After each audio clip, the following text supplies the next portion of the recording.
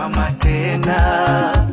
Usifurahi ewe adui yangu, maana nikianguka nitasimama tena. Kukosa kwangu isiwe sababu ya kuniona mimi sifai.